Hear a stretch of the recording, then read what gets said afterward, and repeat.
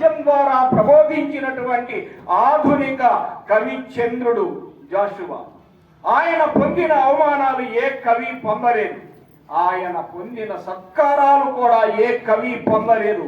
ఎందుకు అంటే ఆయనని శారద వరించింది అని చెప్పుకున్నాడు. శారద వరించింది అని ఎందుకు చెప్పాడు అంటే అక్కడ ఆ సందర్భం అలాంటిది. ఆయనని ఎవడో అవమానించాడు. గేదె నల్లగా ఉన్నా తెల్లగా పాలు ఇస్తుంది అని ఎవరో రకంగా చెప్తూ ఈయన నల్లగా ఉన్నాడు, ఈయన అంచె ఎవరో సభ జరుగుతుంటే 7-8 మంది ఉన్నారు. ఒక ఆయన ఇప్పుడు పంచముడు మాట్లాడతాడు అన్నాడట. పంచముడు మాట్లాడతాడంటే 5వ వ్యక్తి మాట్లాడతాడు అని అర్థం మామూలుగా తప్పించుకోవాలంటే. కానీ పంచముడు మాట్లాడబోతున్నాడు అని హెచ్చరించారు జాషువాని. సభలో పంచముడు అనేటప్పటికీ ఆయనకి ఎక్కడ మండాలో అక్కడ మండింది. గవ్వకు సాటి రాని పలు గాకుల మూకల సూయ చేత నన్ను ఎవిగిదూరు నన్ను వరించిన శారద లేచిపోవుని అన్నాడు.